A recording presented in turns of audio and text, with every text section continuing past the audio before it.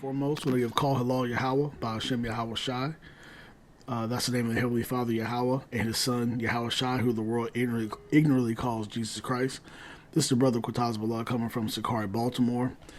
Today's topic is America is not your rest. You're here to serve your exile.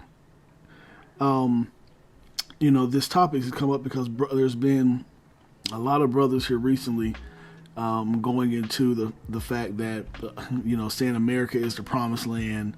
America is not Babylon the Great. Brothers talking about, building up this. It's seeming like they're talking about building up this society. Some brothers talking about, hey, we should put together resources and leave this place and go to Africa. All of it is contrary to the prophecies, and it's contrary to the doctrine of the Bible. So I want to start off here. Go to 2 Timothy 4:4. Actually, we'll start at 2 Timothy 4:3. For the time will come when they will not endure sound doctrine, but after their own lusts shall they heap to themselves teachers having itching ears, and they shall turn away their ears from the truth, and shall be turned unto fables. Right?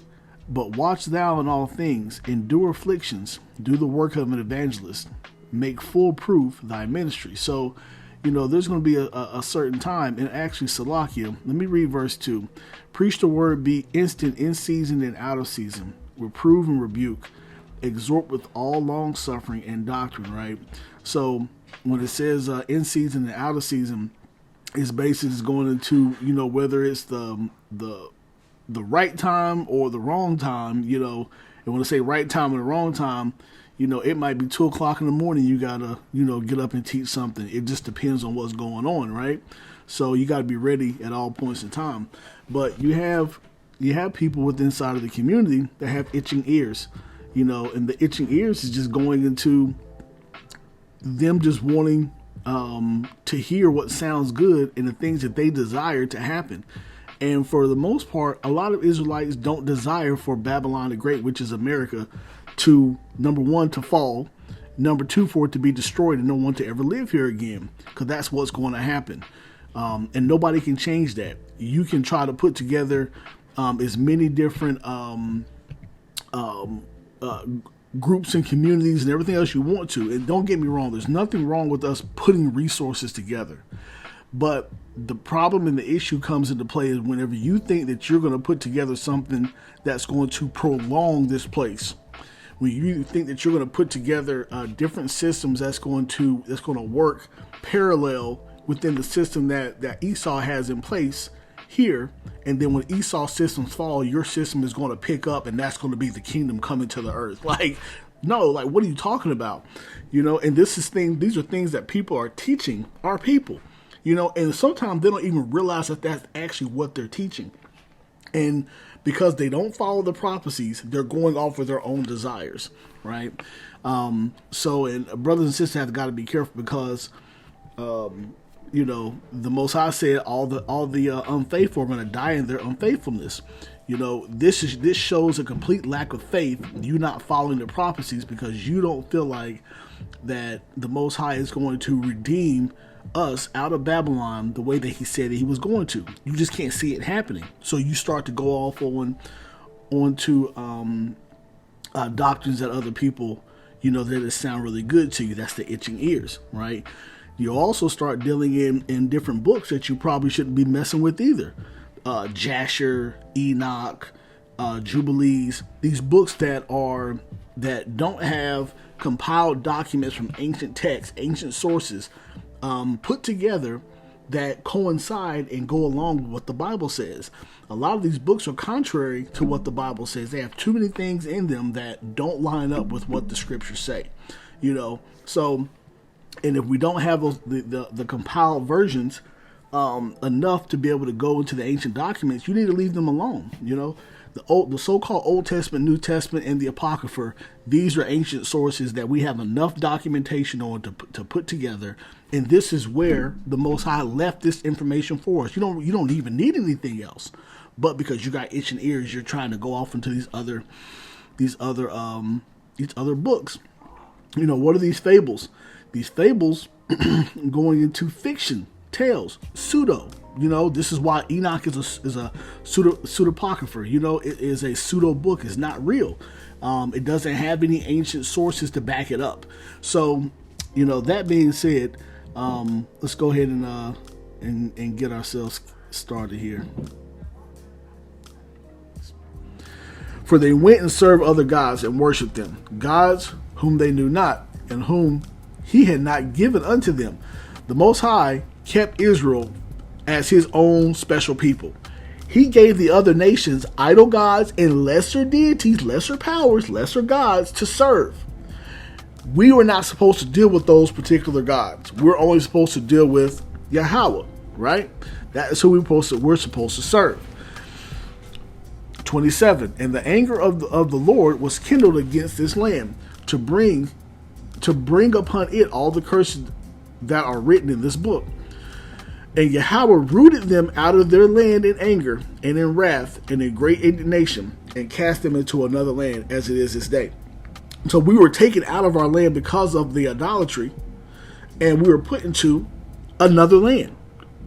That's ultimately what ended up happening with our expulsion out of the land of Israel. Right? Let's go to 2nd Esdras. Slakia. Go to 2nd Esdras 13. Start right around 1340. Those are the 10 tribes which were carried away prisoners out of their own land in the time of OC, the king, whom Salmanasar, the king of Assyria, led away captive and carried them over the waters, and so came they into another land. But they took this counsel amongst themselves, that they would leave the multitude of the heathen and go forth into a further country where never mankind dwelt, that they might keep their statutes which they never kept in their own land. And they entered into the Euphrates by the narrow places of the river, for the Most High had showed signs for them and held still the flood till they passed over. And through that country there was a great way to go, namely 1.5 years, and the same region is called Arsareth. So this is the northern kingdom. The 10 tribes or 9.5 tribes, if you want to say, but that was in captivity, coming out of the Assyrian captivity. The northern kingdom was in heavy idolatry at that, when they went into captivity. When they left that side of the world. They left the east and they came to the west. We understand that Arsareth is America, or the Americas, right? It's coming to the western hemisphere, also called the fourth part of the earth. So, because we understand that we were kicked out of the land, this was the first part of us being moved out of the land by the Most High, and he pushed us west. This also starts to play into why you see the 12 tribe chart, in the Americas so heavily, is because you'll start to see that we are primarily in the Americas, and within inside of North and South America, we're primarily in North America, heavily in Babylon the Great, America. So, let's keep going here. Let's go to Luke 21.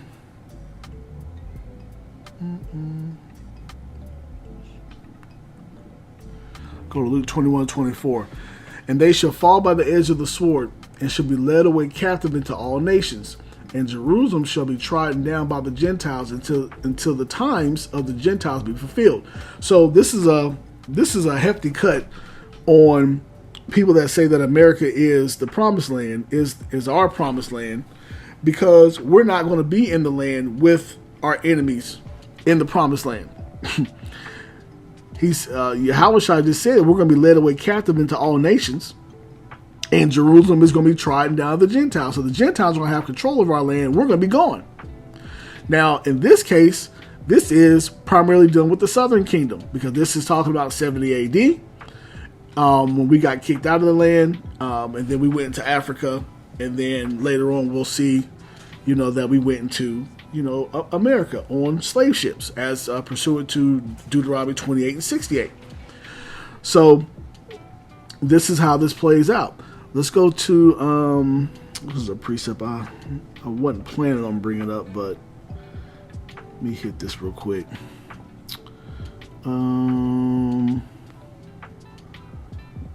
Let's go to right here. Right here, Salaki. Revelation 6 and 8. And I looked, and behold, a pale horse. This pale horse, I'm not going to go through a whole breakdown, but this breakdown, I'm not going to go through a precept to precept breakdown, but I'll just tell you, the pale horse is Esau. And I looked, and behold, a pale horse, and his name that sat on him was Death and Hell.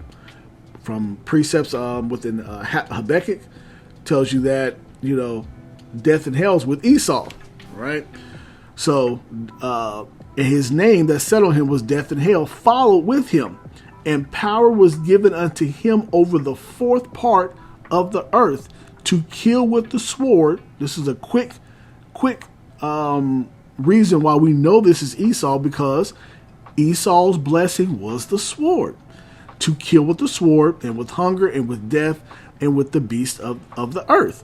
So this right here, in the ancient world, they understood it to be, just for colloquial terms, Africa, Asia, and Europe. They understood the world to be three different parts.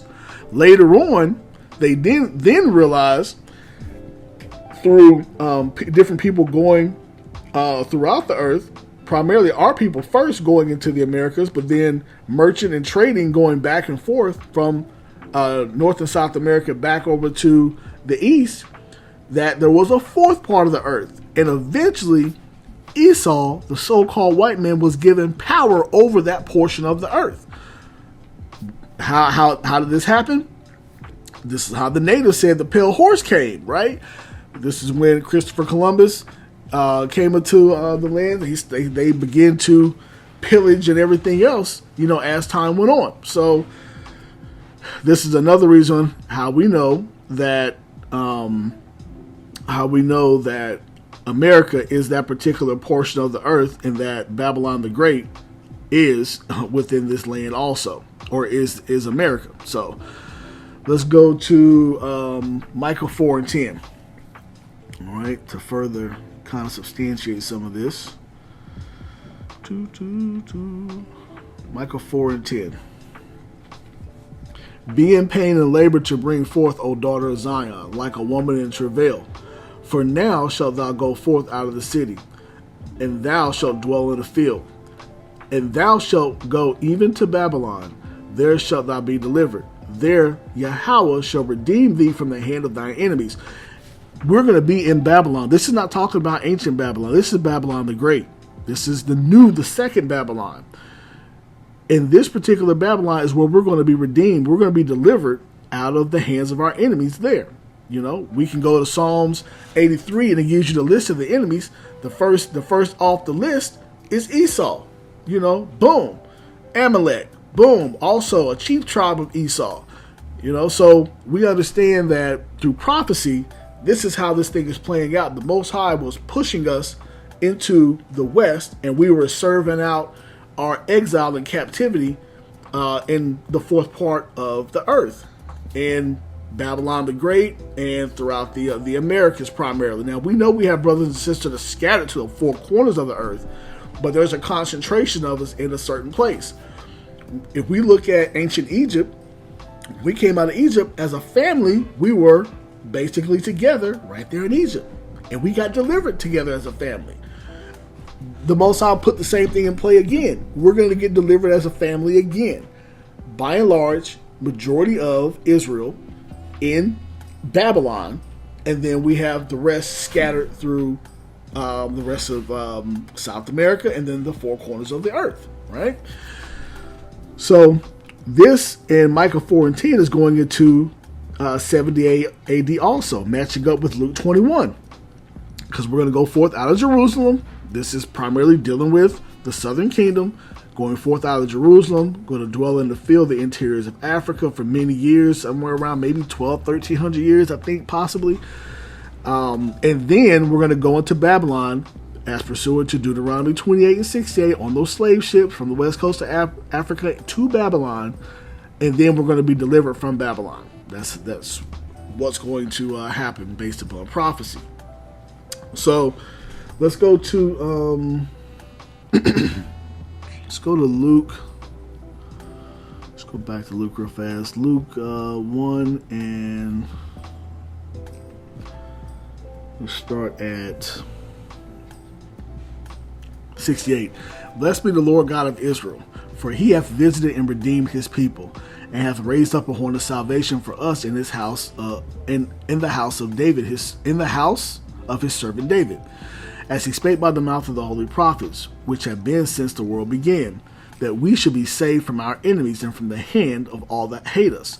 So, and actually, let's go into 72, to perform the mercy promised to our fathers and to remember his holy covenant. So when we're in the hands of our enemies, we're going to remember the holy covenant, and he's going to actually save us from our enemies because we came back to the Father.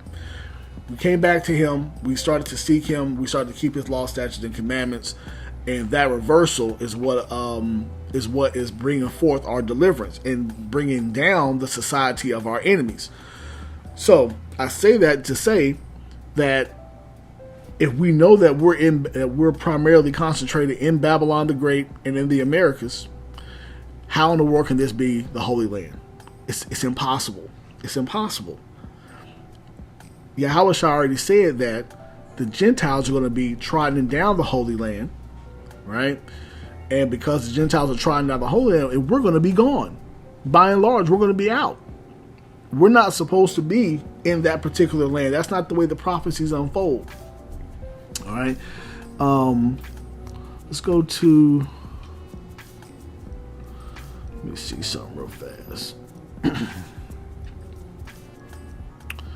Let's go to Genesis 9 and 27. Yahweh shall enlarge Japheth, and he shall dwell in the tents of Shem, and Canaan shall be his servant. So, brothers read this precept, and they're like, "Hey, look, Japheth, the so-called white man, because when I start reading the book of Jubilee, I think it's the book of Jasher. This is the so-called white man. Noah was an albino. I think based upon Enoch and all this other crazy madness that the Bible doesn't tell you at all." The original Japhites were people of color, but Yahweh is going to dwell in the tents of Shem. That's the subject matter here, not Japheth. Yahweh shall enlarge Japheth, and he, Yahweh, shall dwell in the tents of Shem. Now, how do we know that? Let's just hit a couple precepts. Let's go to,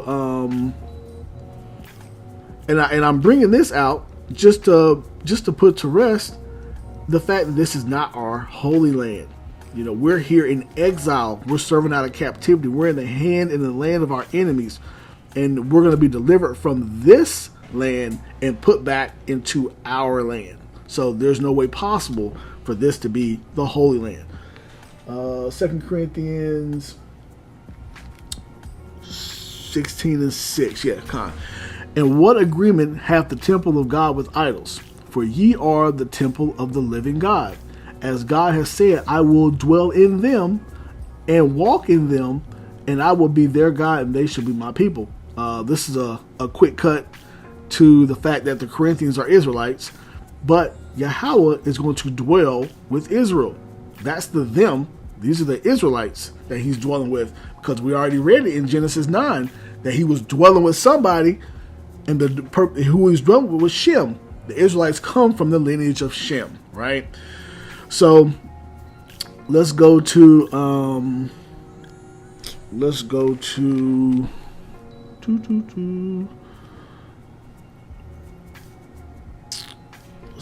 Zechariah 2 and 10. Sing and rejoice, O daughter of Zion, for lo, I come, and I will dwell in the midst of thee, saith Yahawah. Again, he's dwelling in the midst of the Israelites. He's not dwelling with all people on the face of the earth. And so this just further proves what Genesis 9 is actually talking about. Let's go to Revelation 21. Revelation 21, we're going to start at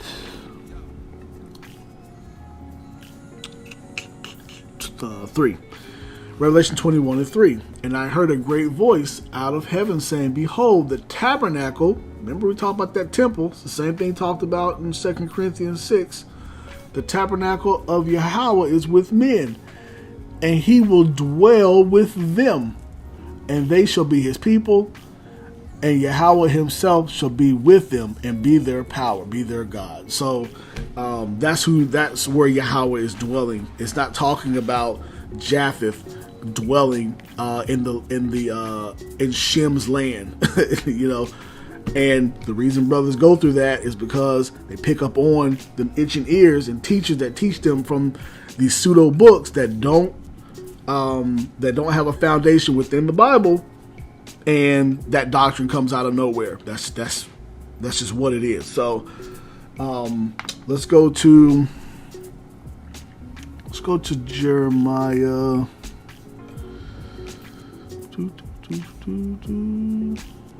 Let's go to Jeremiah 18 and 17. I will scatter them as with an east wind before the enemy. I will show them the back and not the face in the day of their calamity. The Most High, he scattered us with an east wind. You know, now let's think about this. Us being scattered with an east wind. The northern kingdom came to Arsareth, which we know as the fourth part of the earth. The Jewish encyclopedia says that Arsareth is the Americas, right? So we know through history and archaeology, also numerous sources, that that's where Arsareth is. And that's in the west. He's scattering us with an east wind. The east wind blows west, right? And I know there's people out there, no, it doesn't. Okay, an east wind is a wind that originates in the east and blows in a westward direction, right? So we are in the Western Hemisphere. We are exiled. We have been pushed away, kicked out, uprooted out of our land as pursuant to Deuteronomy 29 and 27. That is what has happened to the children of Israel. This is why the 12 tribe chart, which people try to say all these different wild and crazy things that's wrong with it, this is why it is through the Spirit put together the way that it was, or that it has been put together, because this is where we're at primarily. We're not majority sitting in Africa. We're not majority sitting in Europe.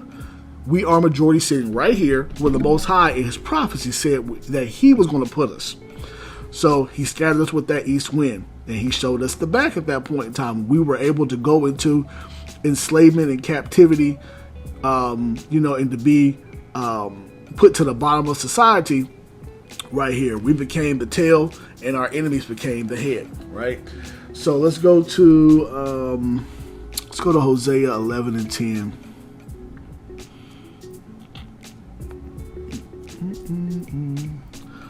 Hosea 11 and 10.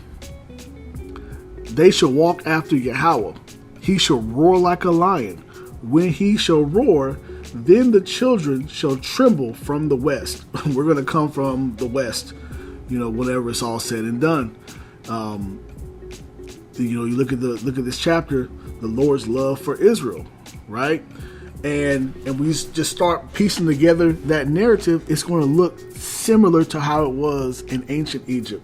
We're primarily going to be all together in a particular spot, captivity, then coming out of a captivity. This is how the second Egypt is going to come down to, which America, Babylon the Great, is also referenced to as being spiritually Egypt and spiritually Sodom also. So you have to be able to follow these prophecies, and then you can understand how this thing is supposed to play out. Let's go back to Jeremiah. We'll go to Jeremiah 3 and 18. Right? In those days, the house of Judah shall walk with the house of Israel, and shall come together out of the land of the north, in the land that I have given for an inheritance to our fathers. Right? We're going to be together for the most part. So-called blacks, Hispanics, and Native Americans of indigenous descent, we're going to be together, the 12 tribes, by and large, and we're going to come out of the land of the north, Babylon the Great, America. Whenever the nations decide, or when the Most High allows the nations to destroy Babylon the Great, and He's going to take us out of this place. Only 1/3 of our people are going to come out of Babylon the Great. 2/3 are going to die right here within the land. Yahawah Ratazah, Most High willing. I'm of the number. My family's of the number that can come out of this place, out of that 1/3. And of course, brothers should always be striving to be a part of the 144, part of the elect body, right? So let's go to Jeremiah 16 and 15. But Yahawah liveth. So when we look at this, we look at the original Egypt. It was a miraculous thing that happened. It was a miraculous delivery that happened. Micah 4 and 10 already tells us that we're going to be delivered out of Babylon the Great, or out of Babylon, right? The second time around, the Most High has put us in a place that this particular kingdom is so built up and so puffed up and so powerful on the earth. It's almost like how it was before. Who's going to bring it down? Who would bring down the ancient Egypt? Who's going to bring down this modern Egypt, this modern Babylon, this modern, society that's being run by Esau? Who would do it, right? Yahawah is the one that's going to do it, and He's going to put the spirit on the other nations to do it, to destroy and topple this place, right? And He's going to bring us out in a miraculous fashion via the chariots of the Most High. That's what's going to happen. The clouds are going to come, and we're going to leave on the clouds. So let's go to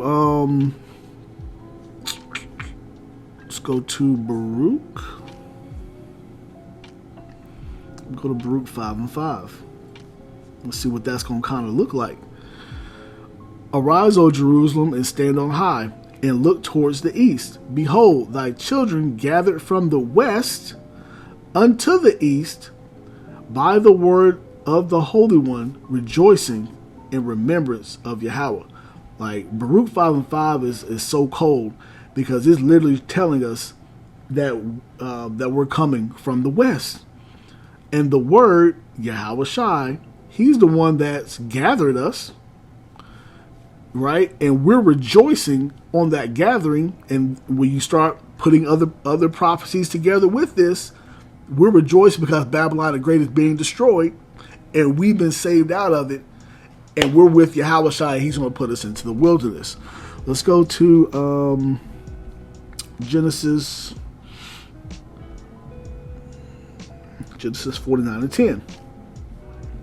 The scepter shall not depart from Judah, nor a lawgiver from between his feet, until Shiloh comes. That's Yahawah. Until Shiloh come, and unto Him shall be the gathering of the people. He's the one that's going to gather us out of Babylon the Great. He's the one that's going to come back as an angelic being, as a supernatural force, to save the children of Israel out of Babylon the Great, out of that destruction that's happening. Basically simultaneously as the war is starting, He's taking us out. And then we'll go and gather the rest of our people from the four winds of the earth, right? So let's hit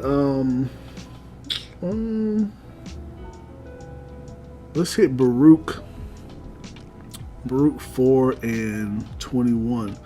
And I get it. Brothers want to try to find a way, to try to, help save their people. I get it.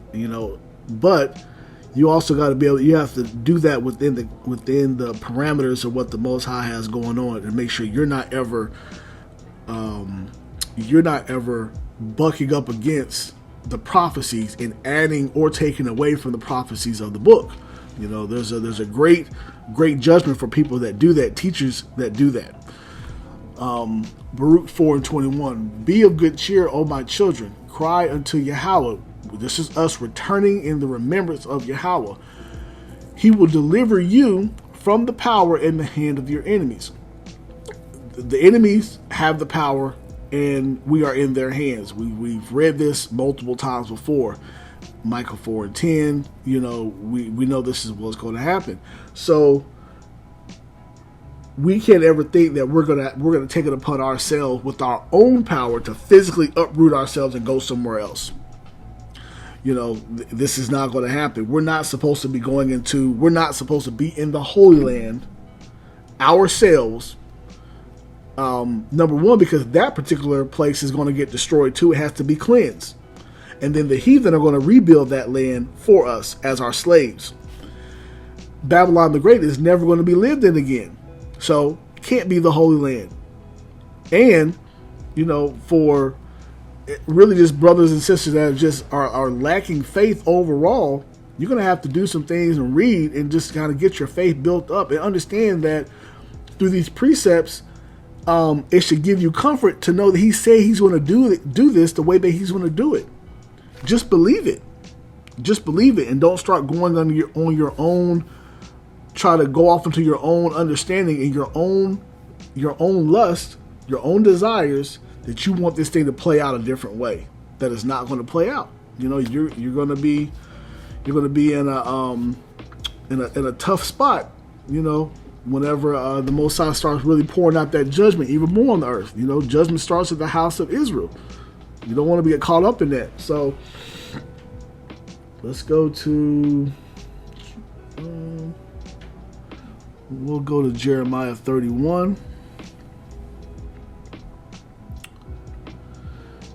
Jeremiah 31 and 11.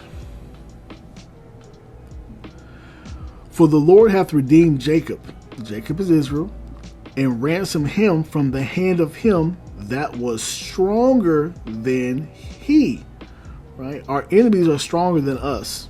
We're not stronger than our enemies. We're not going to be able to put together our own might and do this. And this is why, you know, all the great leaders that we have had, you know, seemingly through the years, we want to say great leaders, you know, the Martin Luther Kings and the Malcolm X's and the Garveys and, you know, so forth and so on, that have tried to, the Nat Turners that have tried to help redeem our people. They can't do it. Because number one, the Most High said his son was going to do it. Number two, if you decide that you're going to try to be that one that's going to put it all together and do it, and you're going to build up, you know, some parallel kingdom with Esau's kingdom that's going to overtake Esau's kingdom, and we're just going to be right here in America, you know, like I said, you know, living in Esau's mansions, and we're going to be right here. You're sadly mistaken. You just love this society, and you can't do without it. You can't see yourself outside of this particular society, right? That's really what it comes down to. Remember Lot's wife. You can't look back. These prophecies are written the way they're written, and you can't change them. Let's go to Revelation 18. Actually, we'll go to Revelation 14. Got a couple more precepts and we'll finish up. Revelation 14 and 8.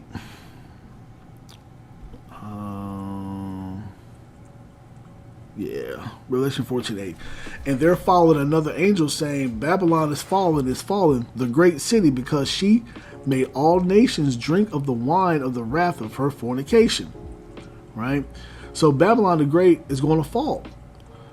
This particular Babylon the Great, you know, is the second Babylon. And this is America. It's going to fall. It's prophesied to fall. For the Most High's kingdom to come, this has to happen. You can't have it both ways. You can't love this society and say you want the kingdom also. You can't say, I want the kingdom, but man, I want to try to put forth these different structures inside of Esau's kingdom. Number one, Esau not gonna let you put forth no structure that's going to overtake his kingdom. This has got to be by divine intervention. This is why it's so important for us just to teach the prophecies the way they're laid out. Because as you teach these prophecies the way they lay out, they manifest themselves. And if you're teaching something opposite, you're going against the prophecies. And you're literally starting down the path of blaspheming the word, because the spirit, or blaspheming the spirit because the spirit is the word, right? So you got to get in line. You mean, to an extent, you mean well, but really you wicked as hell. To be quite honest, to be blunt about it. So let's go to Revelation 16 and 19. The great city was divided into 3 parts, and the cities of the nations fell. A great Babylon came into remembrance before YAHAWAH, to give unto her the cup of the wine of the fierceness of his wrath. So Babylon has, or the Most High, basically come into remembrance. He's thinking about what Babylon has done to his children, and the mess that Babylon has put into the whole world, into the whole earth. And because of that, he knows that Babylon has to be completely destroyed, and that nobody's ever going to live there again. He's like, it's just going to be a place where desert creatures are basically going to live, and you guys are not going to have to go back into that place again, because it's going to be a traumatizing place. And because he knows that, like how it was in the first Egypt, it's not going to be anybody saying, oh man, let's go back to Egypt again. Nah, you're going to have, glorified bodies, and you're never going to want to come back into this land again. So he's going to completely destroy it. Let's go into Revelation 18, verse 2. And he cried mightily with a strong voice, saying, Babylon the great is fallen, and has become the habitation of devils, and the hold of every foul spirit, and a cage of every unclean and hateful bird. Right? So, again, when this place falls, it's going to be a habitation of just desert creatures, just foul animals is what's going to be here. People are not going to live here anymore. We're not going to be here anymore. We're going back to our land. From the Nile to the Euphrates is the actual promised land, not that little slither of land that they try to say is Israel today. That will be encompassed within it, but we're going to get the fullness of our land. So let's go down a little bit. Verse 10, standing afar off for the fear of her torment, saying, Alas, alas, that great city Babylon, that mighty city, for in 1 hour is thy judgment come. You keep reading that this Babylon is being destroyed. So this is a physical, a cold cut that Babylon is a physical location. Babylon the Great has a location in the earth. It is America. People who teach that Babylon the Great is just a system, you're going off. And by you teaching that, you're not lining yourself up to what's going to happen. Wisdom and knowledge will be the stability of our times. The law, statutes, and commandments, that includes the prophecies also, are a part of that wisdom and knowledge. So it's important for you to teach it the way that it's laid out in the book. We prophesy in part. We may not have every single piece of the prophecy 100% right, but we know in the framework of how this thing is supposed to play out. We don't know the time or the day or the hour, but we know the framework, and we keep watch of the prophecies, so we can divide, and measure the times, so we know what time we're in. Like, we should know that right now. We're somewhere in between the 5th and the 6th seal right now. You should be able to know those type of things, right? All right, let's go to. Actually, we're gonna go ahead and finish off. I think we've hammered that in. Let's just go and finish off. Let's go to Isaiah 13 and 19. All right, and we're going to read to the bottom. In Babylon, the glory of kingdoms, the beauty of the Chaldees' excellency, shall be as when God overthrew Sodom and Gomorrah. Remember, Babylon is spiritually Sodom in Egypt, right? And their dead bodies shall lie in the streets of that great city. Whose dead bodies? The Israelites' dead bodies. That's spiritually dead, really, which spiritually is Sodom in Egypt, where also the Lord was crucified. How was the Lord crucified? Because we are the body of Hamashiach, right? We are the body, and that body is in Babylon the Great, that is also spiritually called Sodom and Egypt. So we got to just stick to the narrative. Stick to the narrative. Let's go back. Isaiah 13:19. In Babylon, the glory of kingdoms, the beauty of the Chaldees' excellency, shall be as when Yahawah overthrew Sodom and Gomorrah. How did Sodom and Gomorrah, how were they overthrown?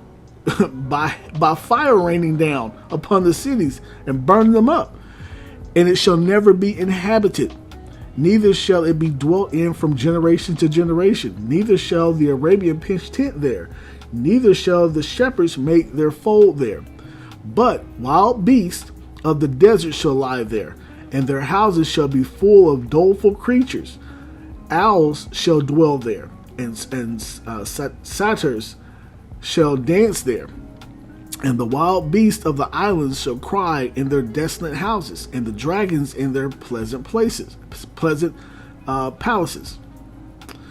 And her time is near to come, and her days shall not be prolonged. So you can't. These days of Babylon the Great, of Babylon, the second Babylon, are not going to be prolonged. Eventually, the time that was given for Babylon is going to be over. But as an Israelite, you have to understand that this place is not your rest. This is not your homeland, and you need to stick to the script. Understand that when it's time to go, you can't look back. What does it tell us? What happened whenever Lot's wife, when she looked back, she got turned into a pillar of salt, right?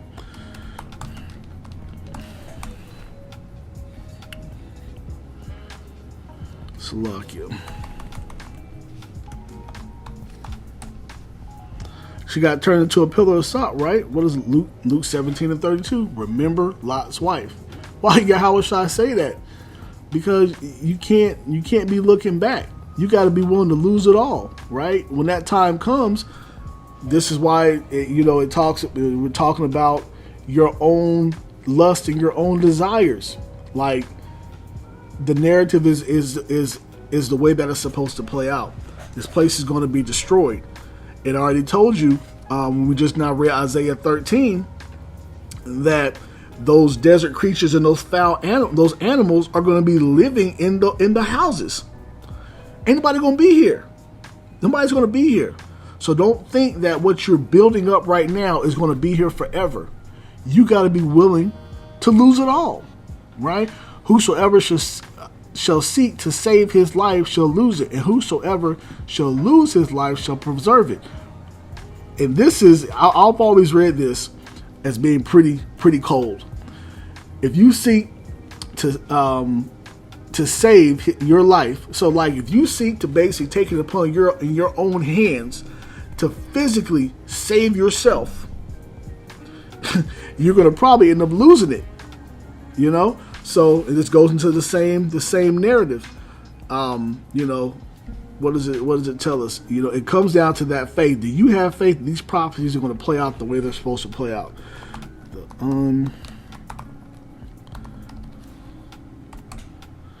Right? For all the unfaithful shall die in their unfaithfulness.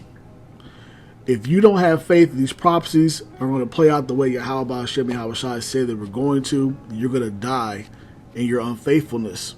That's what's going to happen. So with that, hopefully brothers and sisters were edified. Say call halal Yahawah by Hashem Yahawah Shai.